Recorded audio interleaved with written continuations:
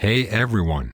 Thanks for joining me on part 2 of our talk regarding personal boundaries and how we can make them work for us. To all of you that found this second part first, go back and watch part 1 as part 2 will make more sense if you do. That being said, we finished off part 2 with discussing why it's important to have people you meet earn your trust. This is very vital as most toxic people might not appear to be toxic in the first stages of getting to know them. And by spilling your guts and telling them every single detail and personal thing about your life, they can now use this information to turn people against you without you knowing it, to find out ways to manipulate you better into being a willing victim. And the list goes on and on. Simply put, toxic people love those that have no boundaries regarding what they share, and those that appear to be desperately needing a friend. And trust me, they will exploit this weakness to the fullest. It's just a good rule of thumb to learn how to build a friendship gradually in a healthy manner, but also learn how to keep some things to yourself. This is a very easy way to weed out the toxic from the non-toxic, because the non-toxic over a long period of time will be consistent in their behavior, and you will be able to see they aren't just faking being good and decent in order to win you over, but that they are truly good and decent, and you have seen this displayed over and over again. And though no one is perfect, and sometimes we might have a friend that is consistent but yet may slip up and might say or do something that we don't like or that is against your personal boundaries. However, this is where you stop being afraid and let this person know this cannot happen anymore, as it's just too energy draining for you to deal with.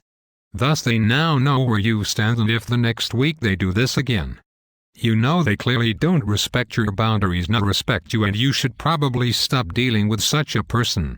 However, if after informing this person of your boundaries and how you weren't happy about their last action, and they thank you for letting them know, and they genuinely appear to be sorry, and you notice they are respecting your boundaries, then great.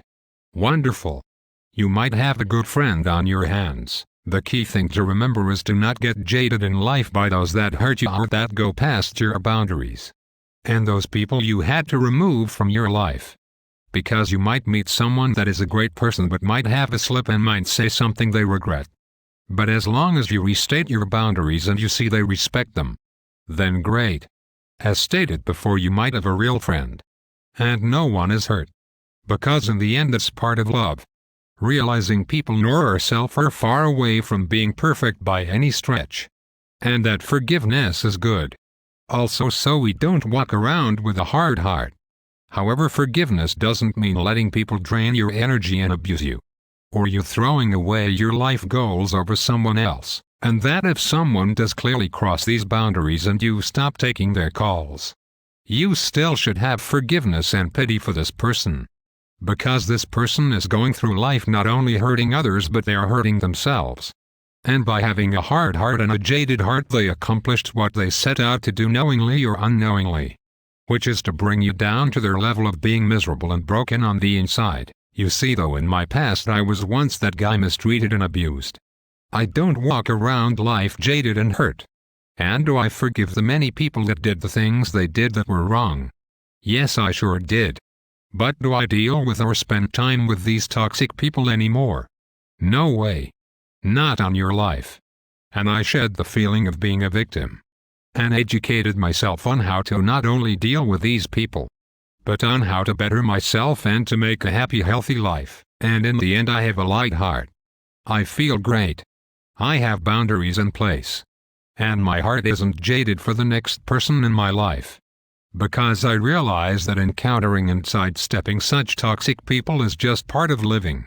And I don't plan to stop doing that, as each day is a gift, a blessing, and a new adventure to get step by step closer to our positive life goals we have set for ourselves. And by having such boundaries we have discussed, it will help us in being able to have all the energy in the world to do and be the best people we can be, and to reach our fullest potential in life. Like I always say, knowledge is power. The more we know, the more we can live the most productive and happy lives possible. Until next time. Bye for now. And be good to yourself.